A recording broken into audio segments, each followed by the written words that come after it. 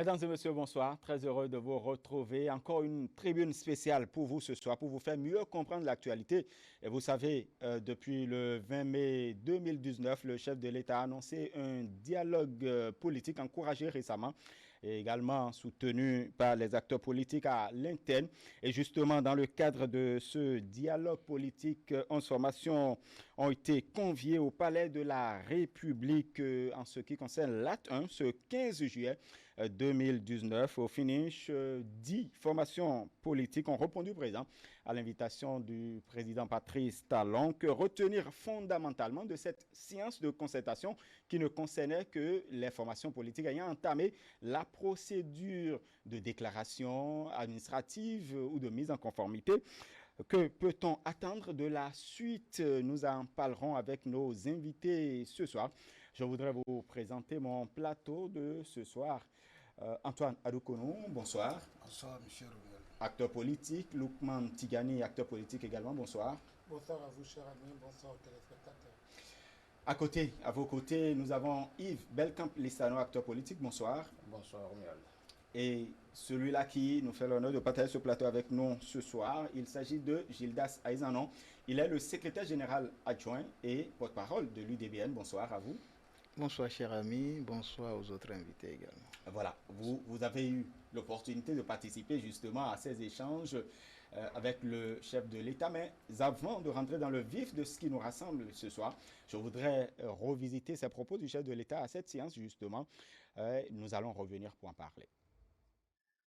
Votre présence vous honore et honore le Bénin entier. Elle est la preuve que nous sommes capables de surmonter nos incompréhensions, nos divergences, nos frustrations, nos révoltes et même nos bagarres pour nous retrouver afin de préserver ce que nous avons en commun, la patrie. C'est aussi la preuve que nous sommes capables de reconstruire ensemble ce qui est abîmé, au sacrifice de nos intérêts individuels et de nos égos. C'est tout le sens de la rencontre de cet après-midi qui constitue l'entame du dialogue politique que j'ai annoncé au lendemain de la grande controverse électorale suivie des épreuves qu'il n'est plus nécessaire de rappeler. Pour l'étape d'aujourd'hui, je n'ai invité que les formations politiques en attente ou en souffrance de personnalité juridique. L'objectif de cette rencontre de cet après-midi étant donc d'échanger avec vous sur les voies et moyens devant permettre, dans les plus brefs délais, de conférer à chacun le statut juridique politique lui permettant de participer formellement aux débats et aux compétitions politiques. À la prochaine étape, c'est tous les partis politiques régulièrement constitués qui seront invités à nos échanges pour évoquer et convenir ensemble des retouches nécessaires à apporter à la charte des partis politiques et au code électoral. Et bien sûr, sans remettre en cause la nécessité de réformer notre système partisan. Je voudrais donc, en vous renouvelant toute ma gratitude, vous inviter dans les instants qui vont suivre à cet échange libre, ouvert, décomplexé, afin que, à nos prochaines rencontres, chacun puisse venir doté du statut juridique nécessaire pour débattre formellement de ce qu'il convient de faire pour rétablir notre convivialité dans le domaine. Et les échanges ont eu lieu 3 heures d'horloge. Gildas Aizanon, quelle était l'opportunité justement de cette rencontre avec le chef de l'État? Merci, cher ami. Je crois que l'opportunité n'est plus à démontrer. Vous l'avez signalé depuis le 20 mai déjà, le chef de l'État, à la suite de tout ce que nous connaissons nous tous, a annoncé son intention de rassembler la classe politique pour qu'on puisse mettre sur la table les sujets qui fâchent. Je voudrais déjà à l'entame de cette émission dire que nous aurions dû, nous aurions pu ne jamais inaugurer, nous autres acteurs politiques, ce cycle malheureux de violence, n'est-ce pas, qui nous a plongés dans des événements malheureux.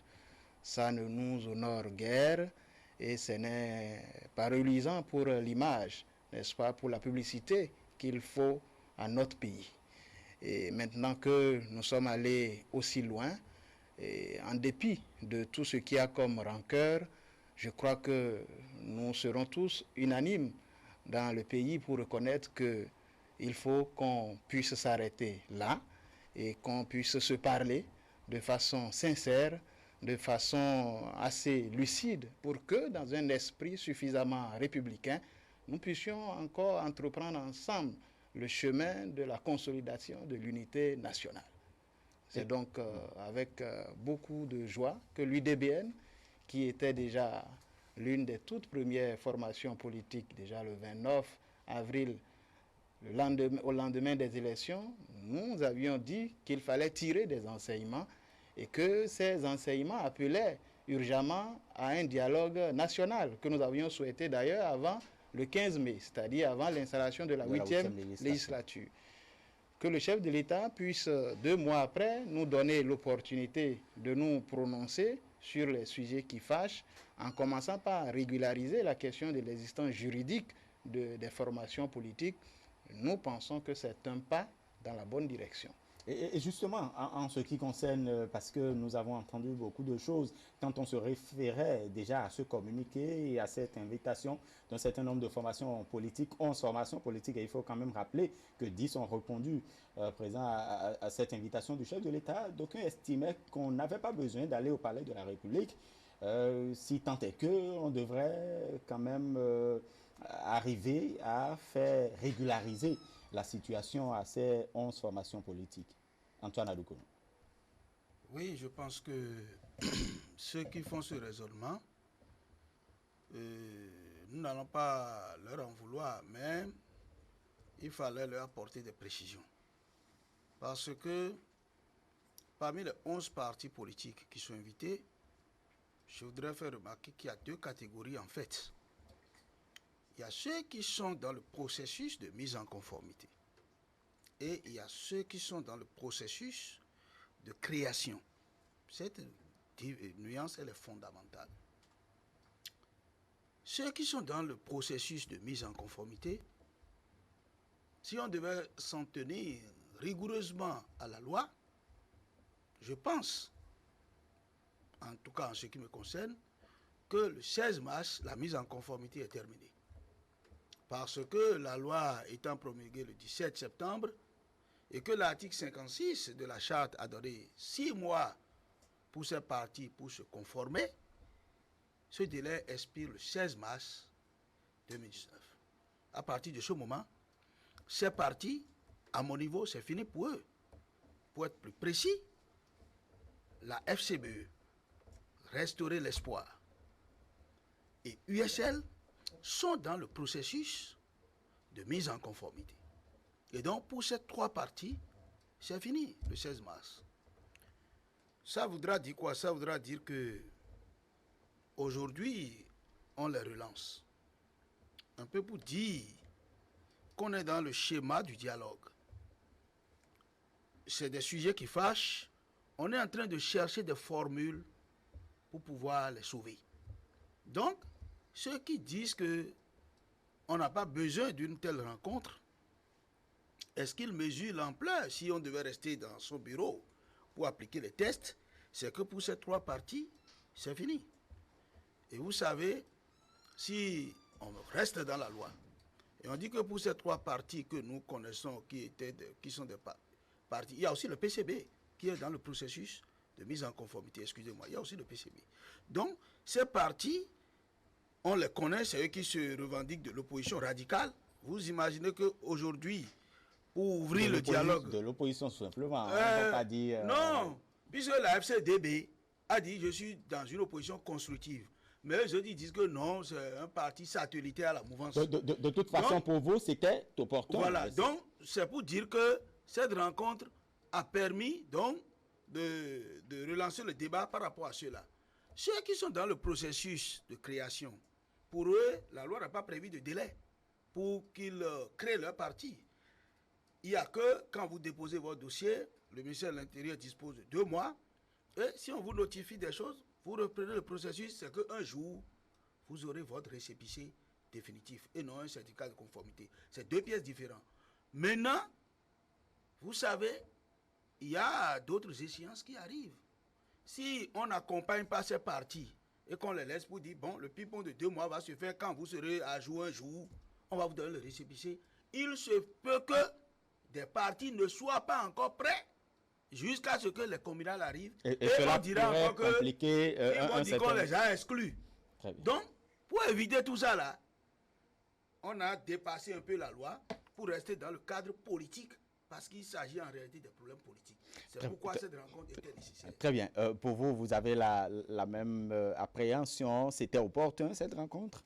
Oui, je pense que la rencontre était opportune parce que le contexte y prête. Le chef de l'État a lancé un appel au dialogue, a manifesté sa volonté d'aller au dialogue à travers cet appel.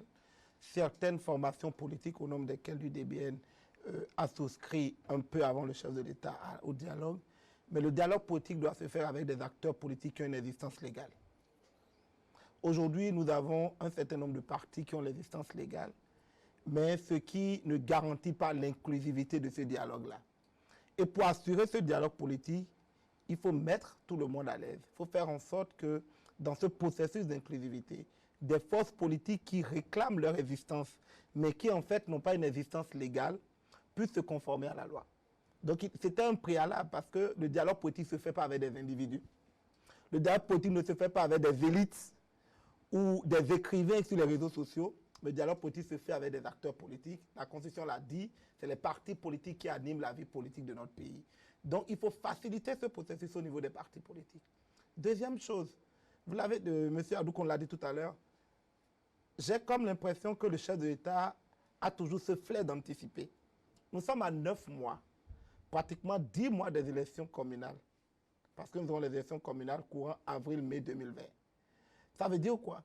Qu'il est important d'anticiper pour que les problèmes que nous avons eus au niveau de ces élections législatives, dont la responsabilité, le monsieur de l'UDBN l'a dit tout à l'heure, incombe aux acteurs politiques, quelle que soit leur coloration politique, que les problèmes que nous avons et que nous n'ayons pas ces mêmes problèmes au niveau des élections de 2020, il était important d'anticiper. Et de dire, au niveau administratif, qu'est-ce qu'il faut faire pour accompagner les partis politiques qui sont en difficulté. Je ne veux pas jeter le pomme à ces partis politiques qui sont en difficulté aujourd'hui pour se conformer ou pour avoir une existence légale. Il était important de les accompagner. Vous avez demandé, est-ce qu'il était important d'aller au palais de la présidence? Il n'est pas le plus intelligent des Béninois, mais aujourd'hui, c'est lui qui tient le gouvernail. C'est le président Patrice Talon. Une volonté de X ou de Y de conduire pour le dialogue politique n'empêche pas le chef de l'État d'avoir encore le gouvernail et d'appeler tous les acteurs politiques autour de lui. Et c'est ce qu'il a fait hier. Il a appelé tous les acteurs politiques autour de lui pour montrer encore, pour dire, il demeure, quels que soient les soubresauts, il demeure le capitaine de ce bateau. Et il demeure celui qui a la clé, de par son pouvoir constitutionnel, de demander à ses collaborateurs, en l'occurrence au niveau du ministère de l'Intérieur et d'un certain nombre de ministères, de faire preuve plus de souplesse, d'accompagnement, parce que les partis politiques, je l'ai dit, moi j'ai fait l'expérience au niveau des partis politiques.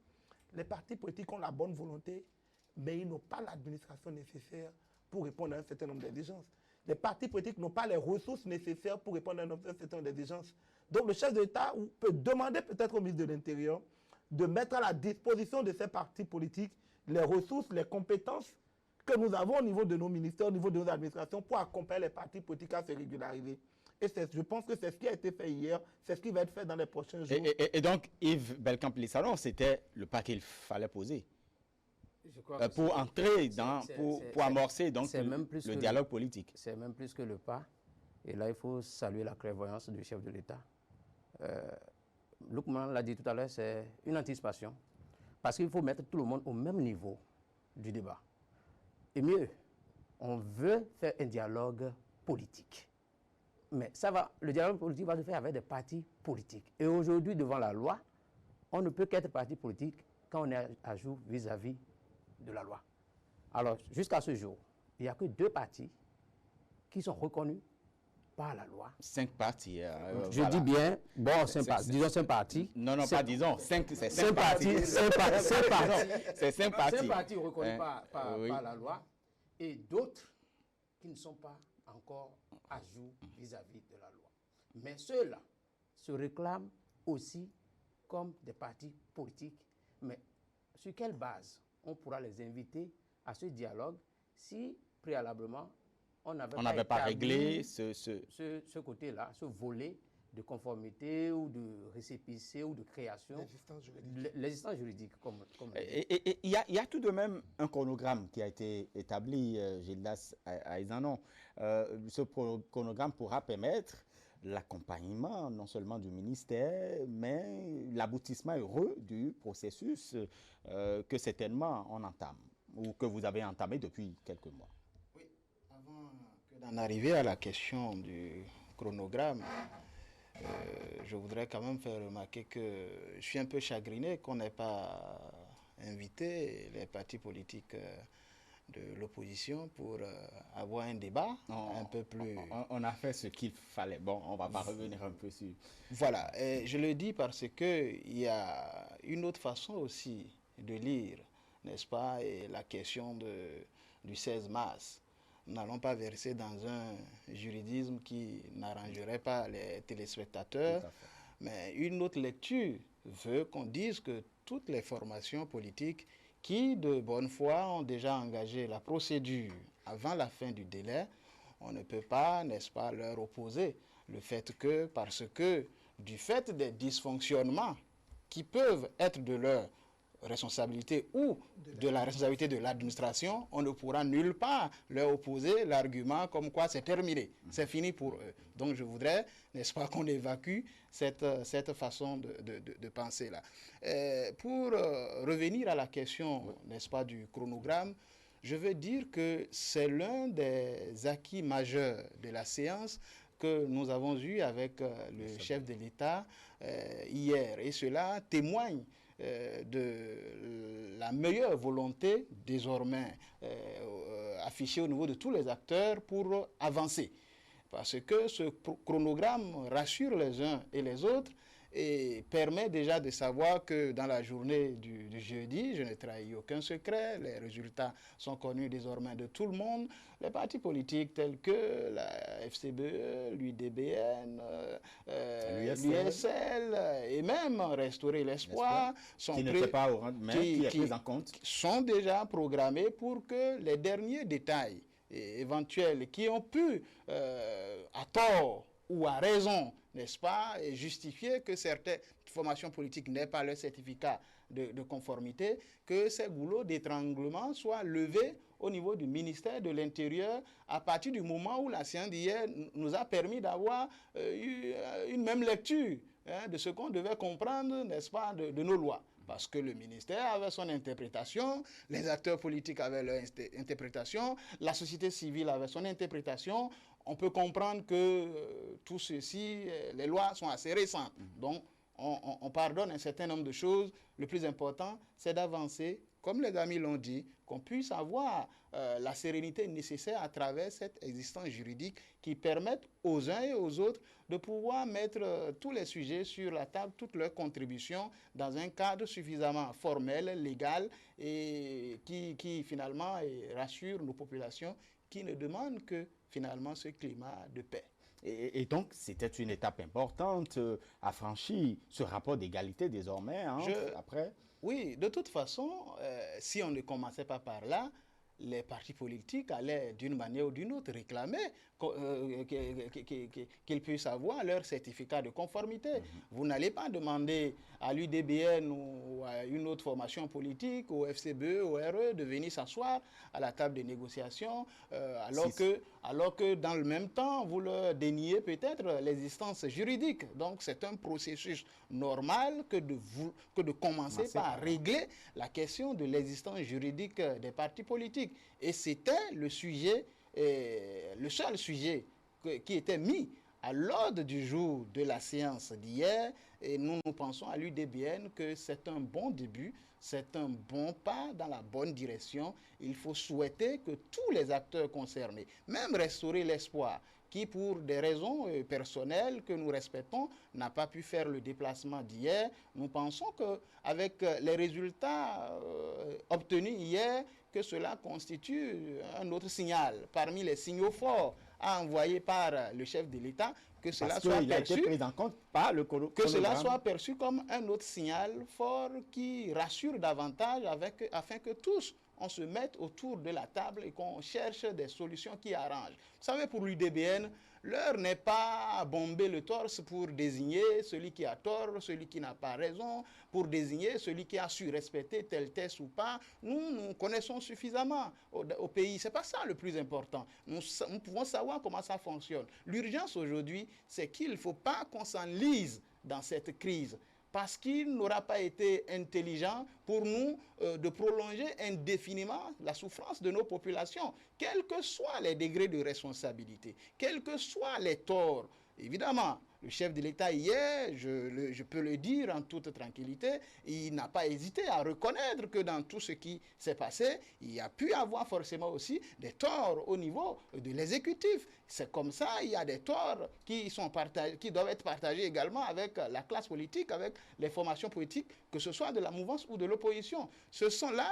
des discours qui nous rassurent, qui prouvent que on ne se met pas sur ses deux pieds pour croire que ce sont les autres qui sont seulement responsables. Cette disposition d'esprit affichée par le président de la République hier nous laisse voir un père de la nation qui a pu toucher du doigt aussi certains ratés au niveau de l'administration aussi, n'est-ce pas? Et qu'on est prêt désormais à mettre tout le monde autour de la même table et que pas à pas, dans un esprit de sérénité, on évoque désormais comment nous faisons pour apporter les corrections nécessaires, mais que cela ne se fasse pas dans un esprit de triomphalisme, parce que si on y met cet esprit, nous ne sommes pas sûrs d'aboutir vraiment aux résultats que nous souhaitons pour le dialogue national inclusif. Et quand nous revisitons les propos du chef de l'État, et vous en témoignez d'ailleurs, le chef de l'État qui parle des échanges libres, des échanges dans une posture décomplexée, cela augure tout de même de ce que le dialogue politique, dès que cela sera amorcé, il y aura tout de même une liberté. On pourrait aborder les sujets qui fâchent de la manière la plus quand même courtoise. Et véritablement, Antoine Adoukonou. Oui, je le souhaite vivement, parce que personne n'a intérêt, comme M. Gildas l'a dit, à ce que l'on s'enlise dans la crise éperdument, parce que finalement, c'est la population qui souffre. Et donc, lorsque le dialogue va s'ouvrir, je crois que, tel que le chef de l'État l'a dit, il y aura une certaine liberté d'expression pour tout le monde. Parce que on n'est pas parti dans un dialogue pour croire que moi j'ai raison, les autres ont tort. On est parti pour un dialogue tout en sachant que j'ai ma part de responsabilité dans ce qui se passe, comme les autres aussi ont leur part de responsabilité. Et quand on part sur cette base, c'est facile de converger vers l'essentiel. Mais lorsque, excusez-moi du peu, ce que je lis depuis un moment, les réactions de quelques partis de l'opposition, bon, lorsqu'on me dit qu'il faut abroger les tests, il faut dissoudre l'Assemblée nationale. On va y arriver. Non, on va y arriver. C'est pour dire que le dialogue dont on parle, c'est un ensemble de formules. On n'est pas parti pour faire un dialogue tout en restant rigide du début jusqu'à la fin. Et que l'on sache poser les problèmes qu'il faut poser. Et si éventuellement vous posez des problèmes où vous voyez que bon, la majorité n'est pas en train d'aller dans votre sens, il faut avoir l'humilité d'abandonner. Il ne faut pas dire ça passe ou ça casse. Parce que vous lisez tout ce que nos amis de l'opposition disent. On va y arriver, je vous le promets. Lukman Tigani, il y a maintenant, puisque le chronogramme est établi et nous en parlons, il y a tout de même la posture que devraient avoir également ces formations politiques. Quand un chronogramme est établi, par exemple, je dis quelque chose, le jeudi à 11h, par exemple, une formation politique devrait se présenter donc devant le cadre du ministère de l'Intérieur qui ne se présente peut-être pas. Voilà. Et donc, quelle est la responsabilité des formations politiques dans le respect de ce chronogramme et dans le respect d'un certain nombre de postures? Oui, je voudrais d'entrée, avant de répondre, remercier encore une fois et féliciter l'ensemble des partis politiques pour ce sens élevé de responsabilité. Et j'irai plus loin de patriotisme en répondant à l'appel du chef de l'État.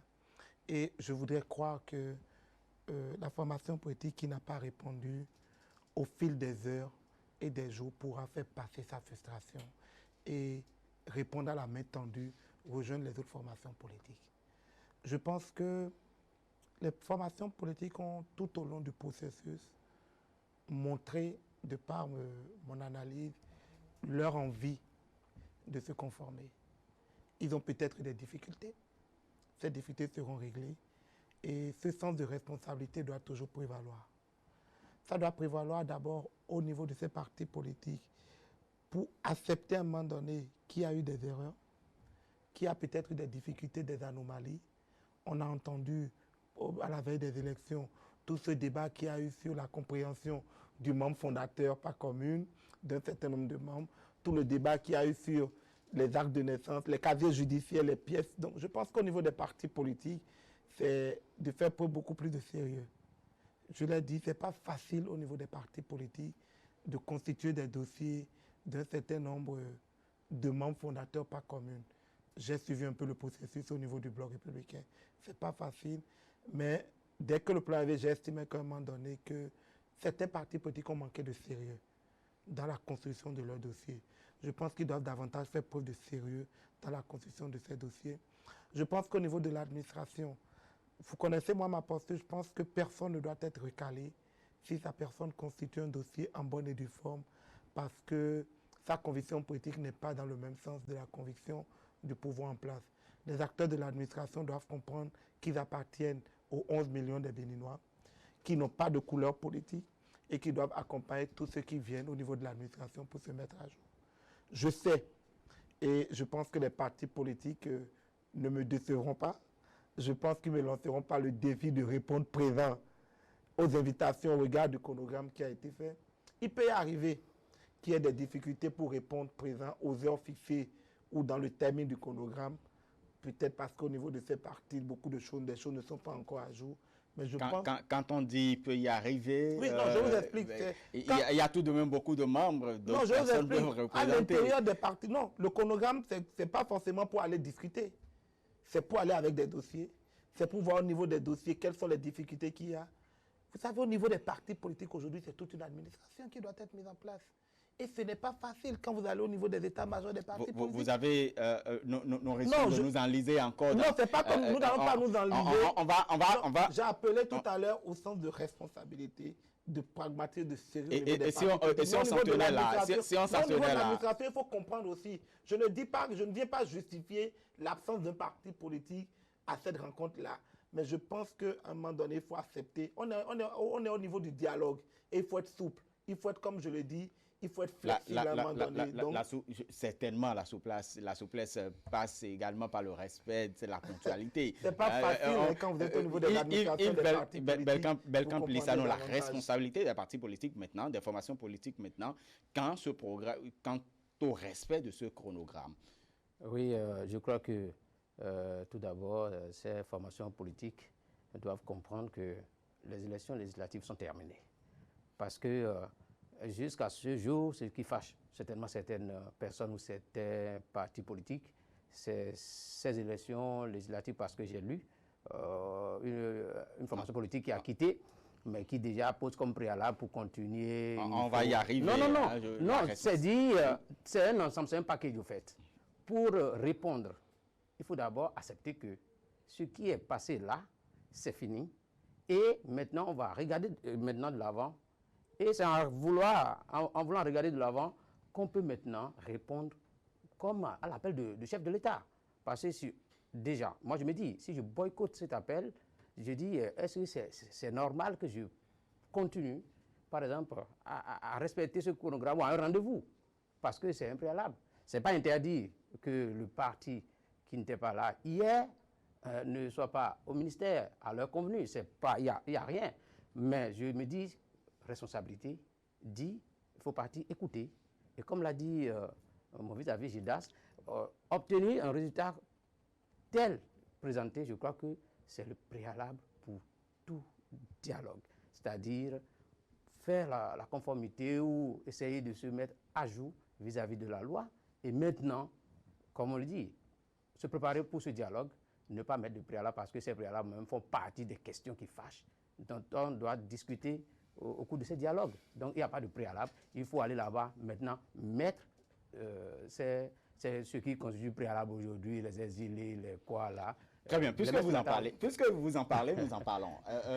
Gildas Aïzanon, peut-il avoir de préalable pour un dialogue politique? Nous sommes entre acteurs politiques. Le mot préalable n'est pas une invention récente. Il est possible que des acteurs politiques posent des préalables. Ils peuvent les obtenir comme ils peuvent ne pas les obtenir. Ce qui est primordial, c'est que même des sujets objets de préalable pour certains, qu'on puisse trouver l'occasion d'en débattre.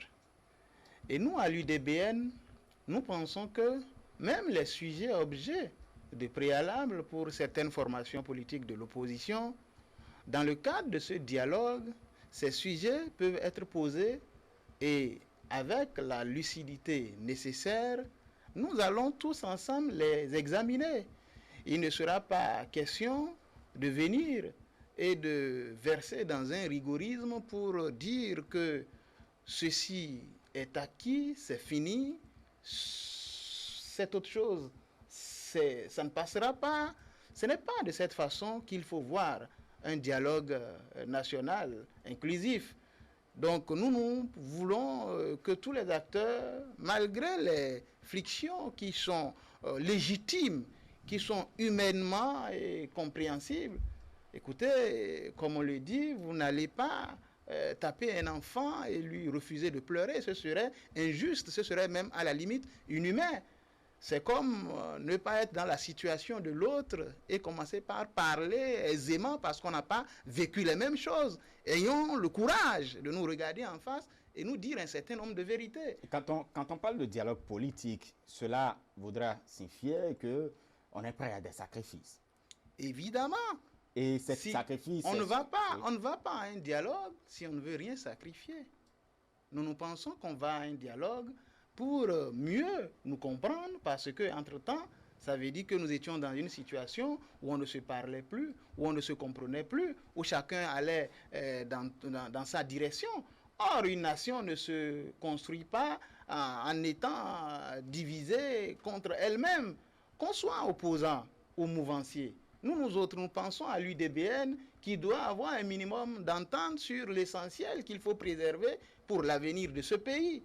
Parce que l'opposition d'aujourd'hui peut être la mouvance de demain.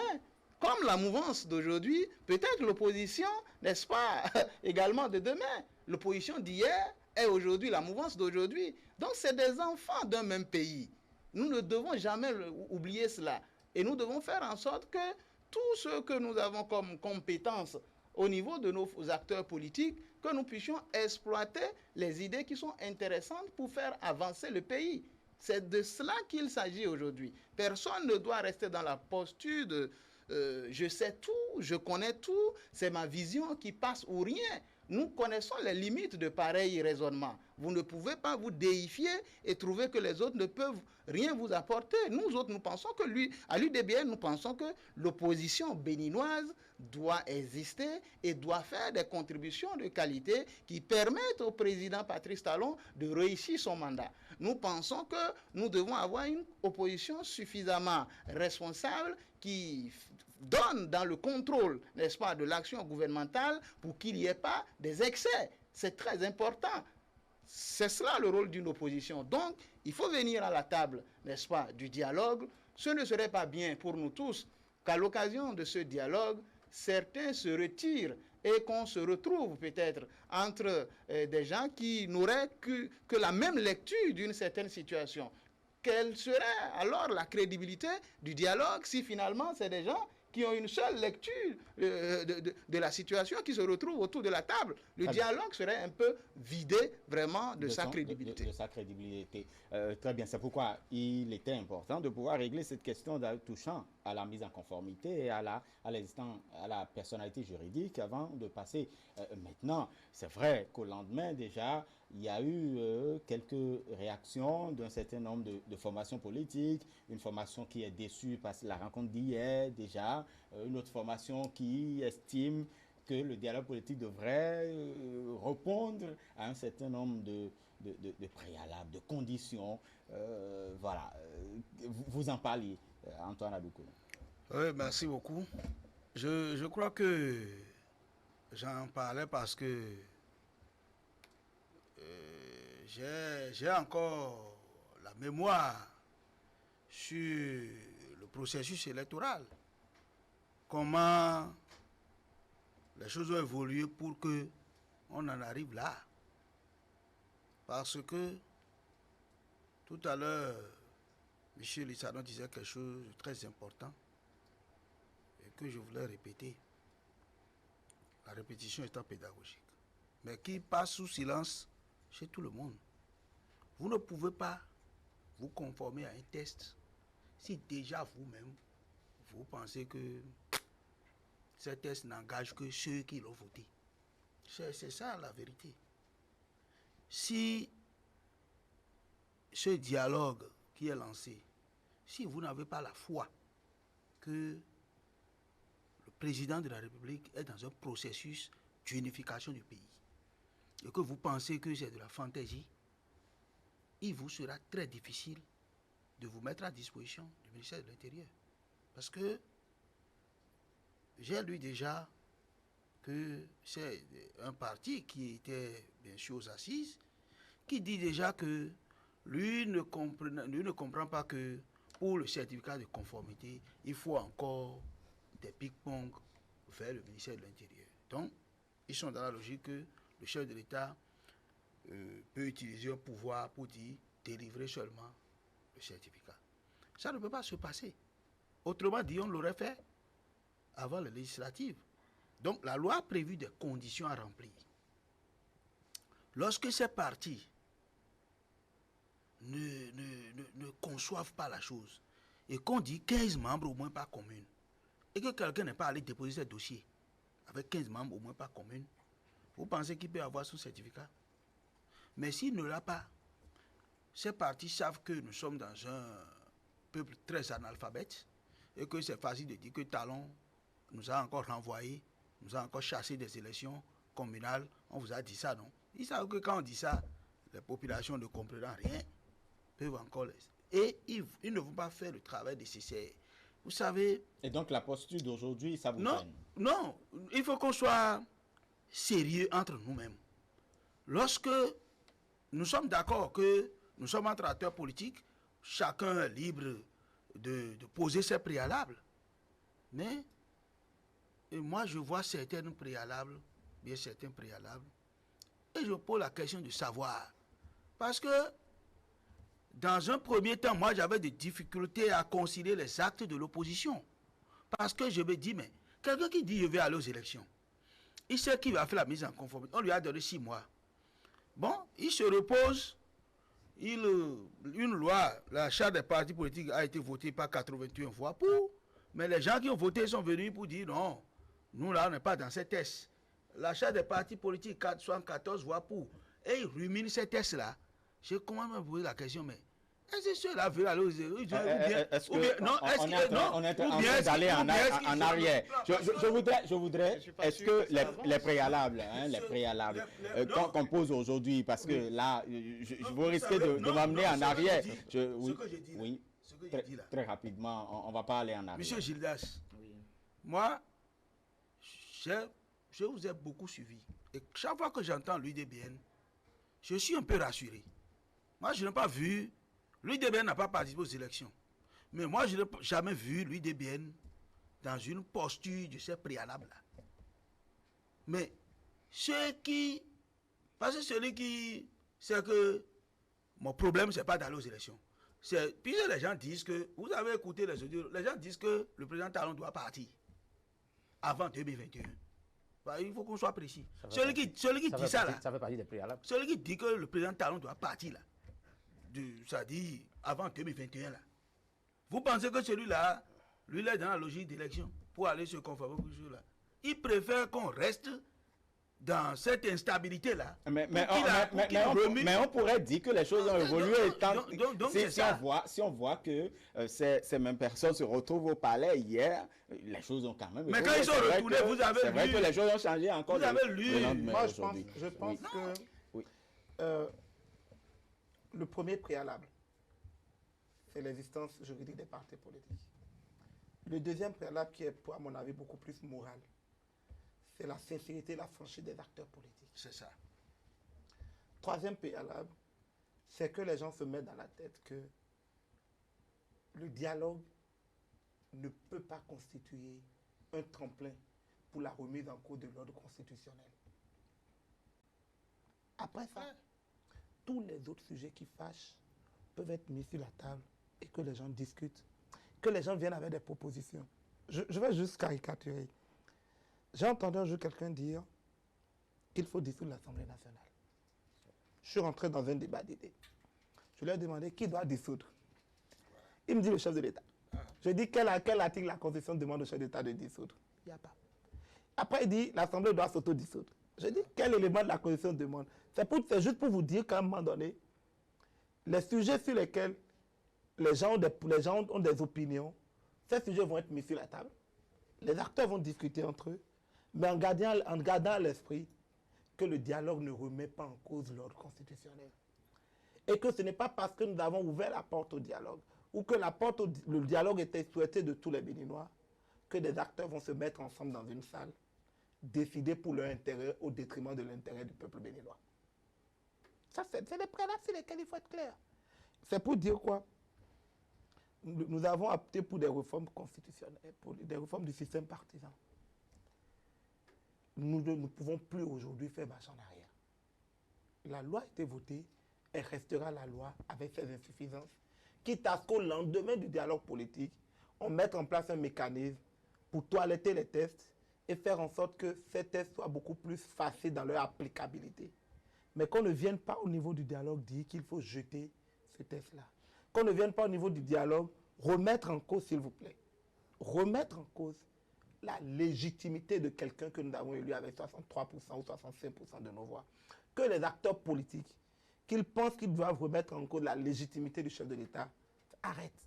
Que ceux qui pensent qu'ils doivent remettre en cause la légalité et la légitimité des 83 députés qui ont été élus, sachent que ce n'est pas un préalable au dialogue. Il y a tout de même, quand nous revisitons quand même ces propos du chef de l'État que nous avons suivi dès l'entame de cette émission, est-ce qu'on n'a pas déjà une vue, une lecture de l'ossature qui est donnée ou qui sera donnée à ce dialogue? Oui, moi je crois que la méthodologie même, elle est bonne.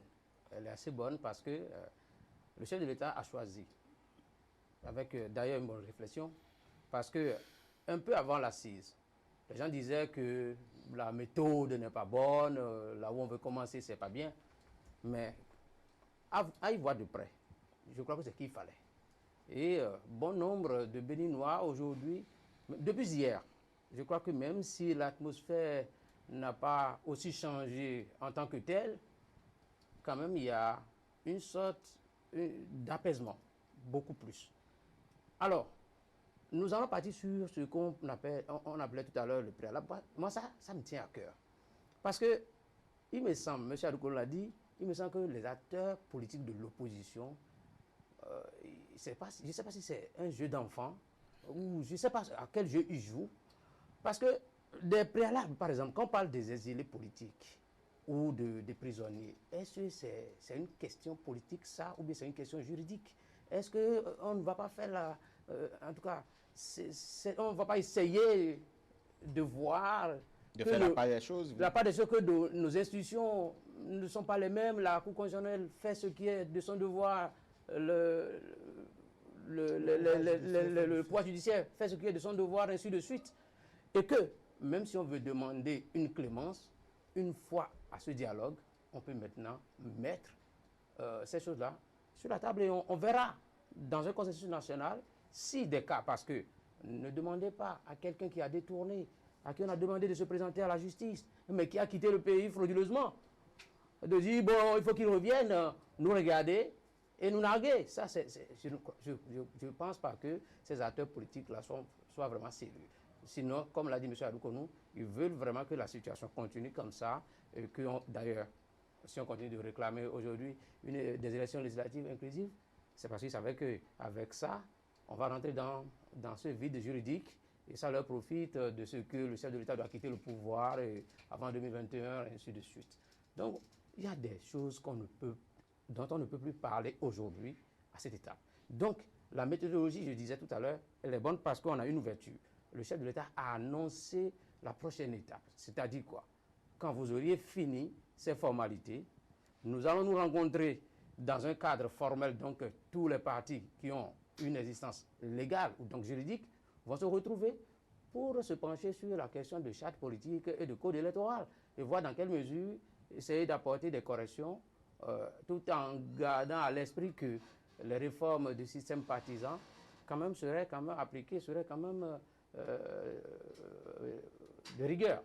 Je crois qu'on a déjà une visibilité sur ce dialogue-là parce que les choses doivent passer d'étape en étape. Très bien. Je vous pose la même question. Quand on revisite, vous qui avez suivi le chef de l'État, vous qui avez participé à ces échanges de 3 heures, quand vous suivez les propos du chef de l'État, est-ce que le statut n'est pas décidé? Si vous voulez, par votre question, me demander si l'UDBN apprécie le programme qui est tracé pour qu'on aille à ce dialogue, je vous dirais que nous autres à l'UDBN, nous n'avons pas de souci avec le cheminement qui est proposé. Je crois qu'il y a beaucoup d'appréhension, il y a beaucoup d'inquiétude parce que dans le pays, et ça c'est une évidence, il faut le reconnaître, beaucoup d'acteurs politiques ne se font plus confiance. Ce que nous avions vécu là, les amis, vous avez beau argumenter, dire tout ce que vous voulez, c'est difficile. C'est difficile de vivre cela et de faire comme si par un claquement de doigts, écoutez, c'est terminé, tout le monde dans les rangs. Donc il faut comprendre un peu ce qui se passe. Il faut prendre du temps. Ça prend du temps. Et c'est pourquoi nous devons éviter dans tous nos pays à jouer avec le feu en allant côtoyer le précipice, en allant exciter nos zones de violence qu'on aurait dû ne jamais connaître. Maintenant, c'est arrivé. Il faut qu'on corrige, c'est vrai. Mais nous continuons pas à dire à l'UDBN qu'on n'avait pas besoin d'arriver là. Parce que quand on arrive là, c'est que le tissu social est fragilisé. C'est qu'entre les acteurs politiques, on se demande désormais qui est de bonne foi, qui ne l'est pas. C'est réel comme problème. On a beau crier, dire sur tous les toits que ça doit se passer de telle façon ou telle autre, mais il y a que certains ne croient plus parce que, comme on le dit, chat échaudé craint l'eau froide. Mais malgré cela, puisque nous sommes des enfants d'un même pays, puisque nous devons continuer par vivre ensemble. Dans ce même Bénin, il faut qu'on trouve les ressources nécessaires. Il faut qu'on trouve la force nécessaire pour nous parler et aboutir au compromis qui ne bascule pas ce pays. Parce que ne pas trouver ce compromis, rester dans sa position, c'est encourager l'enlisement. Et quand on regarde le schéma de l'enlisement, en réalité, à qui cela pourrait profiter? À personne. Ça ne profiterait ni à ceux qui soutiennent l'opposition d'aujourd'hui, ni aux partisans de la mouvance actuelle. C'est le Bénin qui sortirait, n'est-ce pas, perdant d'un schéma pareil. Nous ne voulons pas de ces schémas à l'UDBN. Donc il ne s'agit pas carrément d'aller à un dialogue en disant nous allons gagner et tel va perdre.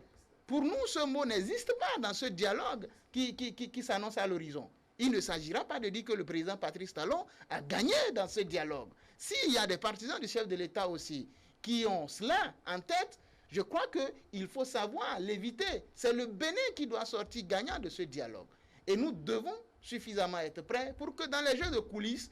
Est-ce que le chef de l'État n'a pas déjà, quand vous revisitez ses propos le 20 mai, est-ce qu'il n'a pas déjà dit, par exemple, que ce n'est plus l'opportunité de dire que telle personne a tort, telle personne a raison? Il a dit le 20 mai. Oui, il a dit nous allons continuer toujours par le marteler.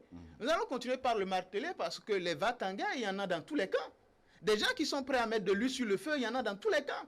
Pendant qu'on prône l'apaisement, il y a des gens qui veulent volontairement mettre de l'huile sur le feu pour braquer les autres. Or, quand vous braquez les autres, est-ce que quand on en arrive aux déclarations d'aujourd'hui, quand on en arrive aux déclarations d'aujourd'hui, c'est vrai, ce n'est plus le moment de dire, mais les déclarations d'aujourd'hui peuvent être des barrières, des obstacles pour le dialogue. Venant du chef de l'État, je dis la posture, nous autres n'avons pas de soucis. Vous n'aviez même pas encore posé la question qu'au début déjà, nous avons dit à l'UDBN, nous sommes très à l'aise avec la procédure. Le reste, c'est la question de la sincérité et nous souhaitons que cette sincérité soit commune à tous les acteurs politiques. Quel que soit le camp. Parce qu'en vérité, si un camp ne fait pas preuve de sincérité, c'est que les résultats souhaités ne seront jamais atteints, quel que soit le cas. Si c'est l'opposition qui choisit rester dans la duperie, parce qu'on veut, par exemple, créer une situation d'instabilité, je dis, les résultats ne seront pas atteints et nous serons tous là pour ramasser les pots cassés.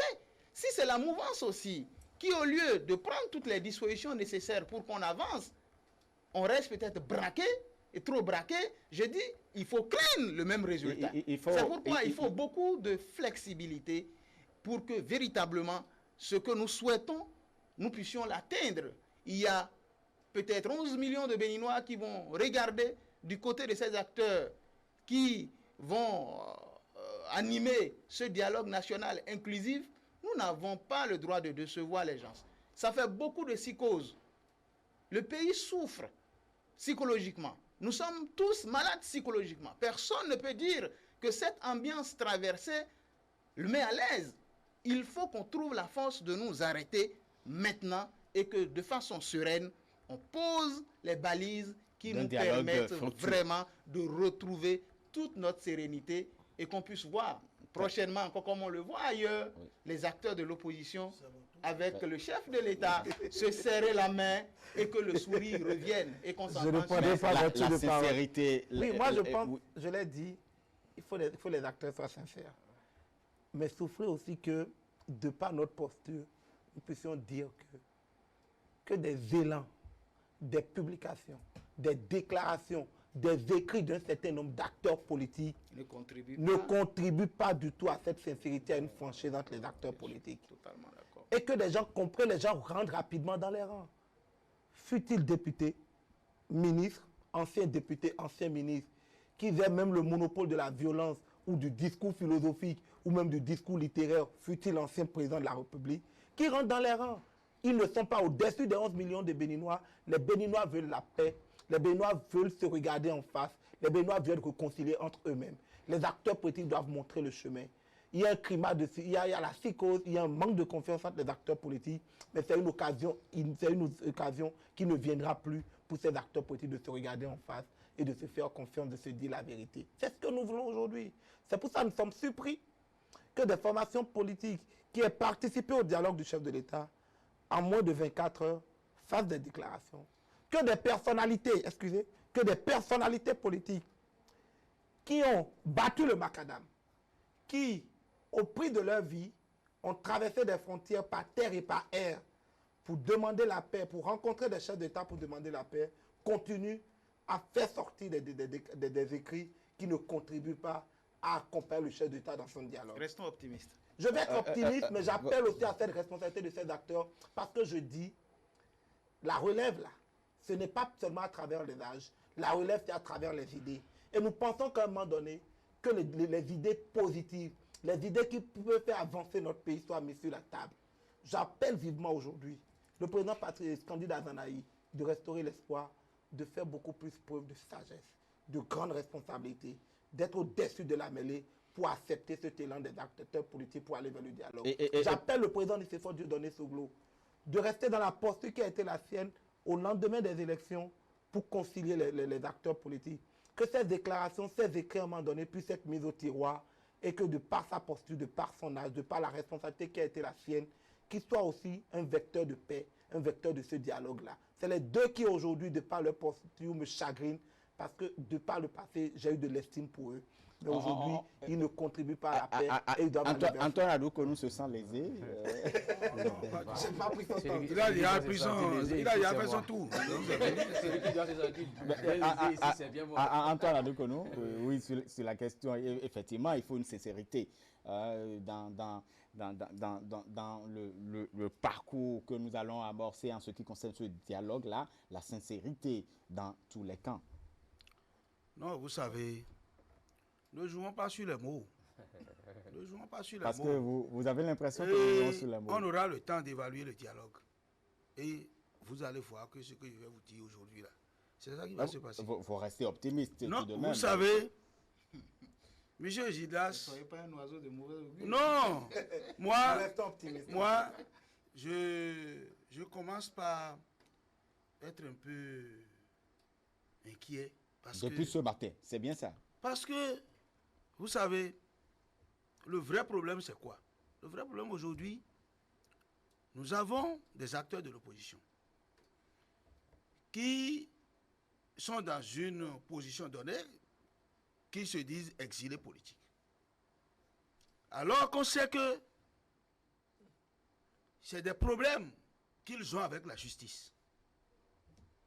Et que tant que l'ordre constitutionnel qui est là n'est pas remis en cause, il n'y a pas une raison d'échapper à la justice.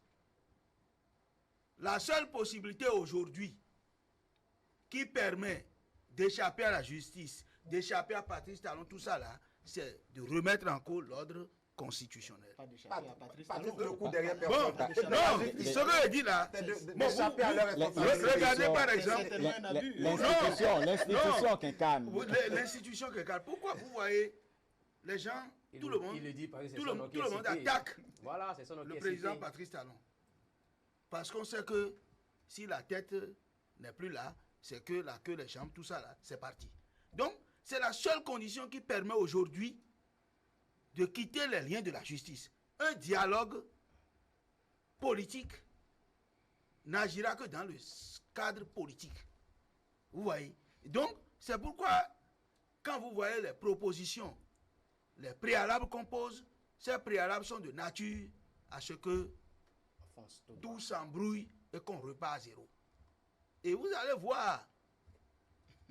Non, c'est-à-dire ne jouons pas sur les mots, si bien que aujourd'hui, si nous voulons vraiment être conséquents avec nous, nous devons savoir que cette opposition, parce que l'opposition dont on parle aujourd'hui, mais qui sont les vrais acteurs qui financent cette opposition?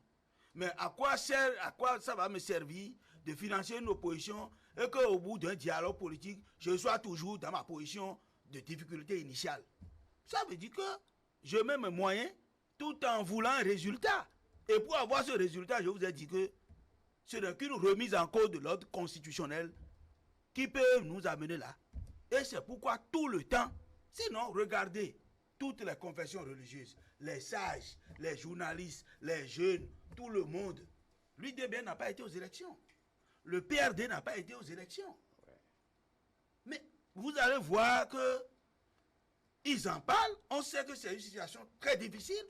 Ça, on est conscient. Nous-mêmes, nous sommes des acteurs politiques. Même si vous ne trouvez pas un vote non sur une liste électorale, des fois, on a envie de pleurer. Mais est-ce que le prix à payer pour ça, c'est d'incendier le pays? C'est la problématique, elle est là. Et donc, pour ceux qui sont sincères et ceux qui pensent que une nation démocratique, dans sa construction, il peut arriver que cette nation traverse des situations. On a fait le chaos, par exemple, dans ce pays, où la Cour constitutionnelle n'a pas été en mesure de donner le nombre d'inscrits. Allez relire la décision. La Cour n'a pas été capable de donner le nombre d'inscrits sur le fichier électoral. Et pourtant, entre-temps, quelqu'un avait dit, bon, je laisse tout à Dieu. Quelqu'un l'avait dit. Mbedi l'avait dit. Amoussou Bruno l'avait dit. Moi-même, j'ai été coordonnateur de l'Union dans ma zone. Ça m'avait chagriné. Mais, pour l'intérêt supérieur de la nation, bon, on se dit, bon, mais on est là. Le président Yahi Bouni a fini les 5 ans. Est-ce que les 5 ans l'ont suffi? Il a cherché à réviser la Constitution. Il a dû le pouvoir maintenant. Non? Donc, les 4 ans à l'Assemblée nationale, ce n'est pas 400 ans. Ce n'est pas 400 ans. Est-ce que vous n'êtes pas trop tôt sceptique? Bon, je l'ai dit aujourd'hui. Les gens sont sortis. Vous permettez, on va écouter Yves Belkamp. Quelqu'un qui n'a pas de statut juridique, on dit viens pour prendre ton statut juridique. Et il dit je ne viens pas. Ça dit que son problème, ce n'est plus, ça dit lui là, il a dépassé. Vous permettez, Yves Belkamp Lissanon, est-ce que vous n'êtes pas trop tôt parce que vous avez entendu Gildas Aïzanon, il disait d'être optimiste, il nous appelle à de l'optimisme. Et le chef de l'État également, vous savez, quand il commence quelque chose, il a envie de finir bien. Donc, est-ce que on ne va pas... Est-ce qu'on ne va pas trop vite en besogne? Non, je crois que nous sommes condamnés à être optimistes et nous n'avons même pas le choix. Nous sommes aussi condamnés à nous faire confiance parce que c'est le même pays. Nous sommes les enfants du même pays. Parce que je le dis, hein, tout à l'heure, je vais juste à une virgule, M. Adoukoun disait, bon, restaurer l'espoir. Je ne crois pas. Parce que certainement que les acteurs ou bien les personnalités de Restaurer l'Espoir ne voulaient pas voir la tête de chef de l'État vis-à-vis. Mais ils iront au ministère peut-être faire leur formalité, avoir leur papier et puis continuer le chemin, quoi. Certainement, ils ne veulent pas, je crois. Voilà. Donc, je crois que nous n'avons pas le choix. Nous sommes condamnés. Non seulement nous sommes condamnés à être optimistes, nous sommes condamnés à être ensemble, à construire ce pays ensemble. Parce que je me dis, c'est vrai, quand je regarde un peu les visages qui sont à l'Assemblée aujourd'hui, même si on reprenait les élections, c'est vrai, il y aura quelques têtes, mais je me dis, ce seraient toujours des Béninois. Pas des Tchadiens, pas des Togolais. Alors, si nous amorçons quelque chose, parce qu'il y a un autre piège là qui nous guette, il y a des thèmes qui reviennent. On dit dialogue politique, dialogue national, parce que, n'oubliez pas, un parti a quitté hier, mais troisième point comme préalable, un dialogue national. Parce que quand il s'agit de dialogue national, il faut chercher la composition de ceux qui vont participer. Mais quand il s'agit de dialogue politique, ça regarde les acteurs politiques. Et je crois que le cheminement, comme je l'ai dit tout à l'heure, amorcé, c'est ce qu'il fallait. Donner des statuts juridiques. Maintenant, retrouvons-nous parce que nous sommes sur le même pied d'égalité. Mettons tous les sujets dans le panier et un à un, on va voir des sujets sur lesquels on peut s'entendre parce qu'il y a des sujets, ceux qui nous écoutent et nos populations doivent savoir. On est le chef de l'État, mais on n'est pas au-dessus de la loi. Il y a des limites. Le chef de l'État, sur des sujets donnés, ne pourra rien, même s'il a la volonté de faire. Moi, je pense que même ceux qui courent, qui veulent échapper à la justice, le mieux c'est de se faire condamner et trouver d'autres portes de sortie pour demander une clémence, peut-être à la veille du 1er août ou le lendemain du 1er août, d'être gracié, je ne sais pas. Ça, c'est de la compétence du chef de l'État. Mais il y a des sujets, par exemple, comme je l'ai dit, on ne peut pas détourner. C'est vrai, c'est à la justice d'établir les preuves, mais pour le moment, vous êtes des présumés voleurs de la République, mais on vous dit, venez répondre pour qu'on vous dise, bon, ceci, vous avez pris, dans quelles conditions et tout, et puis on vous dit, bon, voilà, vous êtes innocent. Non, vous n'êtes pas innocent. D'accord, c'est très simple. Mais que vous courez, et que maintenant, aujourd'hui, on a fini des élections. On dit dialogue politique. On dit, il faut que ceux-là reviennent. D'accord. S'ils mettaient pied au Bénin et qu'on les arrêtait à l'aéroport, parce que c'est venu au Bénin, ça. Venu au Bénin, c'est revenu au Bénin. On peut les arrêter. Ils sont revenus au Bénin ou pas. Est-ce qu'on va dire le chef de l'État est en train de faire la chasse aux sorciers ou... Non, je ne crois pas. Donc, le mieux pour eux, en tout cas, d'abord, c'est de revenir. Vous avez dit, nous sommes condamnés. Non, nous sommes condamnés. Nous optimistes. n'avons pas le choix, parce que ce qui nous fâche, c'est quoi? C'est ce qu'on a toujours fait. Comme l'a dit Adoukonou, vous savez, c'est douloureux de voir qu'on est en mesure, mais on n'est pas certain, d'être élu député, d'être élu tel, si on participait aux élections, ou tout au moins d'avoir quand même des voix pour se faire valoir sur l'échiquier politique national, mais que par notre faute ou pas la faute de l'autre, on ne soit pas en mesure de participer à ces élections. Je dis, à un moment donné, on doit apprendre et savoir raison garder et dire, bon, on peut s'arrêter à ce niveau-là maintenant, parce que c'est là où nous sommes maintenant. Les violences et tout, on doit pouvoir maintenant apprendre à dire, bon, arrêtons ça. Qu'est-ce qu'il reste à faire? Il y a un challenge, il y a un challenge que je retiens véritablement, c'est que comment faire maintenant, puisque le dialogue politique devrait nous amener maintenant à sortir, à surmonter nos divergences, à planer tout ce que nous avons vécu et à véritablement reconstruire ce vivre ensemble. C'est un challenge justement et cela incombe surtout à vous, acteurs politiques. Je suis parfaitement d'accord avec vous. Et c'est pourquoi, à l'entame, je disais qu'on n'aurait jamais dû, nous autres acteurs politiques, inaugurer ce cycle de violence. Pour tout vous dire, nous en sommes horrifiés. Est-ce qu'il faut en être fier pour notre pays? Tout ça, quel que soit le camp. On ne peut pas en être fier. Et tout ça pour Est-ce que c'était la seule façon pour nous d'aller vers la gouvernance politique que nous voulons les uns et les autres? On ne peut pas en être fier. À des moments donnés, il faut que ça nous travaille. On a besoin que ça nous travaille pour qu'on ne s'habitue pas à ça. Parce que ceux qui se sont habitués à ça ont du mal à quitter ce cycle-là aujourd'hui. Et c'est pourquoi ils urgent là maintenant, malgré la douleur, que je dis légitime, ils urgent qu'on colmate rapidement les brèches. On voit une guéguerre entre politiciens, mais ce qui se passe au niveau des populations est peut-être plus dramatique. C'est ça, vous dites que le tissu social est fracturé. Il y a de pauvres innocents qui n'ont peut-être pas grand-chose à voir avec la politique dans leur quartier, mais qui ne se saluent plus dans le quartier, qui ne se sentent plus, juste parce que l'un est partisan de celui-ci, l'autre est partisan de celui-là. Ce n'est pas de cela que notre pays a besoin. Il faut qu'on trouve la force de revenir à une fête. Il faut qu'on transforme le jeu politique en un jeu, tout simplement.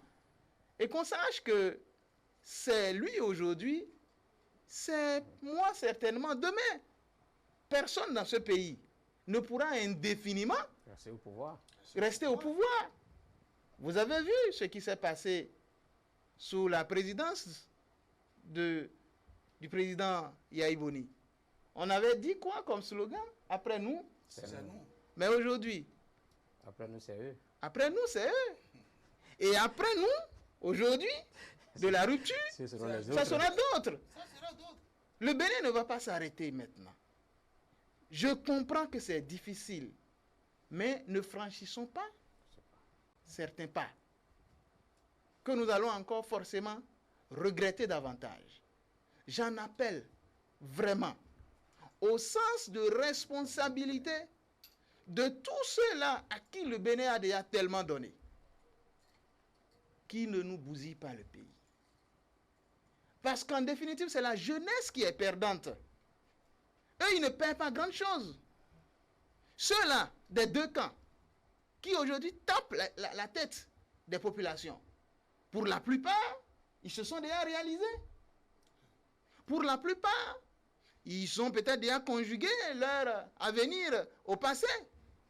Mais les jeunes qui n'ont rien des deux camps, mais qui sont obligés de se mettre dans une guerre par procuration, parfois sur des sujets qu'ils ne comprennent que trop mal, mais qui sont obligés de se battre pour rien. On doit regarder aujourd'hui ces jeunes-là et se dire qu'ils ne méritent pas ça. Il ne faut pas qu'on leur laisse un Bénin en lambeaux.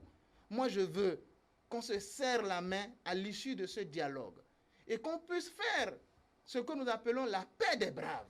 J'y crois. Il faut que nous tous, nous puissions y croire. Et l'amorce de ce dialogue politique, puisque le chronogramme, normalement, en 10 jours, on devrait quand même connaître l'issue à travers le respect du chronogramme.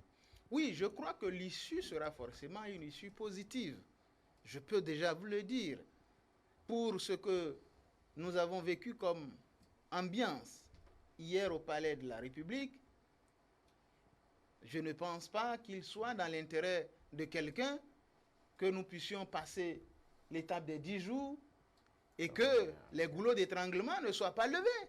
Si nous disons que c'est une condition nécessaire pour aller à ce dialogue de manière sereine, alors je crois que l'épée de Damoclès plane sur tout le monde pour qu'on puisse s'arranger et que ceux qui ont des choses à corriger, corrigent ça dans l'espace de ces 10 jours, ou bien ceux à qui, de façon injuste, on a pu reprocher des erreurs qui ne devraient pas, qu'on puisse reconnaître qu'ici, la faute sur un prénom ne devait pas vous empêcher d'aller, par exemple, à une élection.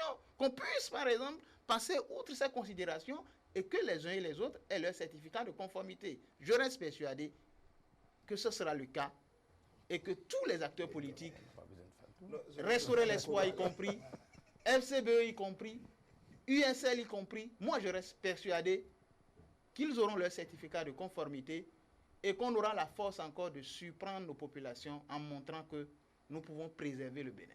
Très bien.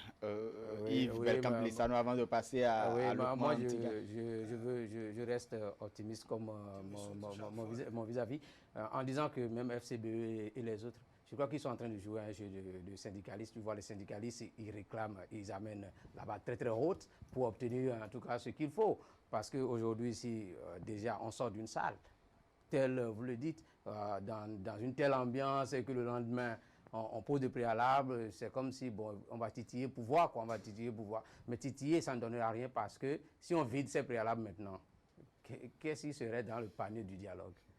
Ces préalables-là, qu'est-ce qui serait dans... Je crois qu'aujourd'hui, nous sommes à cette étape de nous regarder en face, en tant que Béninois, avant de considérer nos couleurs, nos catégories politiques, mouvanciers ou opposants. Mais on est obligé parce que il a dit quelque chose qui est fondamental aujourd'hui. Vous voyez, cette période de violence, ceux qui étaient au premier plan, ce sont des jeunes manipulés, qui comprennent à peine ce dont on parle. Tout simplement parce qu'on a dit, le président Talon, depuis qu'il est arrivé, tel salaire a diminué, on a coupé ici pour les enseignants, tel... Où certaines personnes disent, lui, il sert, mais lui, il se remplit les poches. Et du coup, ça révolte certaines personnes. Et quand on arrive à ce moment-là, on dit, bon, ça y est, c'est ces acteurs-là qui se mettent devant pour aller là où nous sommes aujourd'hui. Et je dis, comme il a dit, moi j'en appelle au sens de responsabilité et de patriotisme. Et surtout après ce dialogue politique. Non, on devrait anticiper. On devrait anticiper pour que ce dialogue soit assez facile. Il faut que l'éthique revienne évidemment en politique parce que l'absence de l'éthique amène vous, acteurs politiques, à manipuler le peuple, à intoxiquer. Vous imaginez, un instant, vous voyez de ce que je dis. Par exemple, aujourd'hui, j'ai eu juste un bout de phrase chez une dame, une vieille dame, autour de 75 ans déjà. On parlait et je disais, le président Talon, il a besoin de 2 mandats, forcément, pour aller au bout. Vous savez ce que la dame me dit? Pour qu'il tue encore des gens. Est-ce que le président Talon a pris une fois le fusil et a tiré sur quelqu'un? Ça veut dire que c'est ce qu'on dit autour de cette dame, parce qu'à peine elle voit, voilà ce qu'elle a répété. C'est ainsi que nos populations, nos jeunes, analphabètes, sont manipulés. Je parle de l'absence de l'éthique. C'est vrai, il faut que vous en parliez au niveau de ce cadre de dialogue aussi. Vous savez, bon, on ne va pas parler de tout aussi. Non, je voudrais d'abord... bon, c'est pas que je jette des fleurs à l'UDBN, parce que j'ai lu les communiqués de l'UDBN depuis la crise. Je vois un de ses responsables qui est là et qui tient un discours rassurant.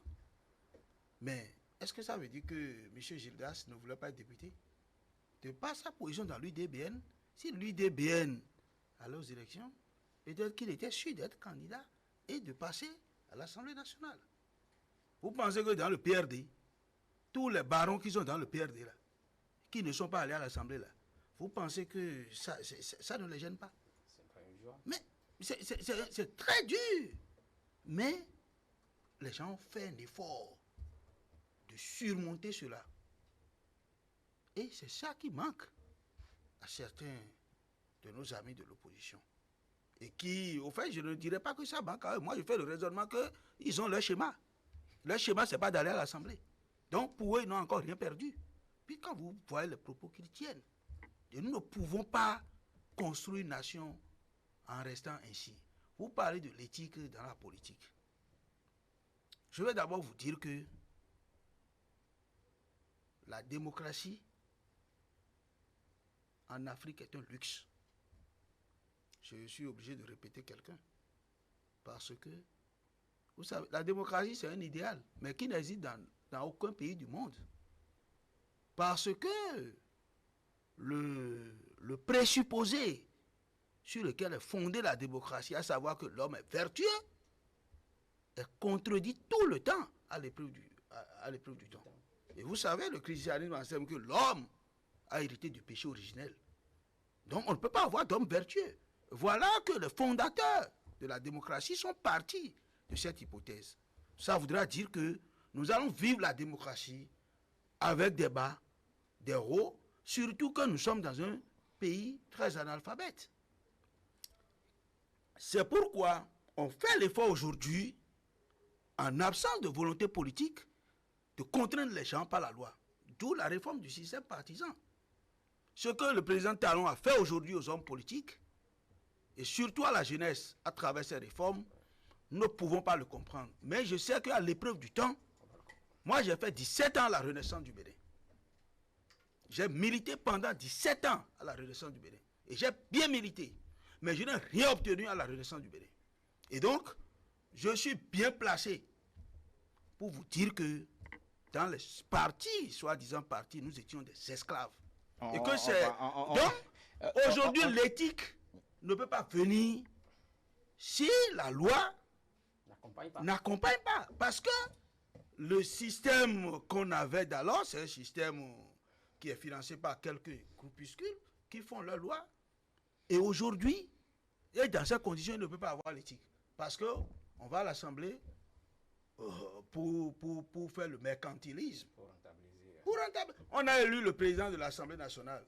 Est-ce que vous avez eu des rumeurs que telle personne, on lui a donné 200 millions et qu'il a refusé et qu'il est allé à l'autre côté pour prendre 300 millions et que d'autres seraient en train de lui proposer 400 millions? Est-ce que vous avez eu ces rumeurs-là? Avouons que les contextes ne sont plus les mêmes. Non, c'est ça. C'est ça. Non, ce n'est pas que les contextes ne sont pas les mêmes. Non, c'est pas que les porteurs Peut-être ne sont qu'on pas n'avait les pas mêmes. beaucoup de force en présence. Voilà, Non, donc non, vous savez, la loi... il n'y avait pas, Non, la de loi, challenger. non, le problème... non, on va pas faire ce... Je vous promets, on va réfléchir et revenir sur cette thématique. C'est la question de l'éthique. Il faut un minimum de règles juridiques pour contraindre l'homme. Je pense que le diagnostic de tous les acteurs politiques en 2015 et 2016 a été clair. Nous avons un système politique qui n'arrange plus. Un système qui était caduque. Nous avons eu en face de nous une classe politique qui peinait à inspirer confiance et qui peinait à préparer nos élèves. Ça, ce diagnostic était clair de tout le monde. Et comme M. Adoukon l'a dit, en absence d'une volonté individuelle des acteurs politiques de se regarder en face, d'être sincères avec le peuple, pour se remettre en cause, il a fallu une volonté au plus haut niveau par un arsenal juridique pour tracer le chemin. Voilà. D'abord, tracer le chemin pour amener de plus en plus d'éthique, de morale en politique, mais tracer le chemin pour assurer une relève générationnelle. Parce que le système politique tel qu'il était, aux premières heures de 2015-2016, ramenait ce pays, cette république dans l'hécatombe. Vous voulez dire qu'il n'y avait que la mort pour... Non, oui, il y avait presque la mort, il n'y avait que la mort pour dire à un certain nombre de quartiers d'acteurs politiques, laisser la place. Et ça, le risque c'était que si nous allions comme ça, on serait en absence d'une relève de qualité, on serait en absence d'un couloir pour faire la relève, et nous pourrions tomber dans une crise qui était plus grave que cette crise que nous avons eue au lendemain des élections, dans la période des élections législatives. Deuxième chose, les acteurs politiques qui sont là aujourd'hui, là, ils savent qu'ils ont un défi à relever. C'est d'inspirer confiance au peuple. Ils doivent se réconcilier eux-mêmes avec le peuple. Parce que de plus en plus, le peuple est en train de se réconcilier avec lui-même. Le peuple est en train de se réconcilier avec lui-même. Vous avez dit que des gens ne se saluent plus. Moi, j'ai vu des gens qui ne se saluaient plus, mais qui, après la victoire des écureuils, ont commencé par se saluer. Le peuple se réconcilie avec lui-même. J'ai vu un peuple béninois. J'ai vu des gens un peuple qui, il y a quelques mois, a été exposé sur les médias avec des poulets brûlés, des voitures brûlées. J'ai vu ce même peuple dans la liesse samedi passé. Ça veut dire qu'il y a des éléments qui ramènent le peuple à sa nature humaine et qui attendent des acteurs politiques. La responsabilité, c'est nous les acteurs politiques. C'est nous les jeunes qui sommes c'est nous les jeunes qui sommes dans les partis politiques. C'est les aînés qui doivent comprendre qu'à un moment donné, le débat d'idées doit primer sur les intérêts personnels et que nous les jeunes, nous arrêtons à un moment donné d'être des griots, des acteurs politiques qui veulent incendier ce pays, qui veulent nous diviser. Merci beaucoup, chers amis. C'est ça, il faut le dire. Merci, chers invités. Malheureusement, nous sommes au thème de cette émission. Et merci pour les différentes contributions. Antoine Adoukounou, acteur politique, merci beaucoup. Lukman Tigani, acteur politique aussi. Yves Belkamp Lissano, acteur politique. Merci à vous. Nous espérons que la prochaine fois... merci beaucoup. On aura suffisamment du temps. Tout à fait, vous en avez eu quand même. Parce qu'il y a un bout. Vous permettez que je finisse? Est-ce que vous permettez que je finisse? Du président de la République qui n'est pas traité, évidemment. Est-ce que vous permettez que je finisse? Nous aurons le temps d'y revenir véritablement. Gilda Saïzanon, je le présentais avant que vous ne me coupiez. Voilà, porte-parole donc de l'IDBN. Merci, chers amis téléspectateurs, de nous avoir suivis. Donc, nous espérons que nous avons comblé vos attentes. Merci de rester toujours fidèles à ETélé.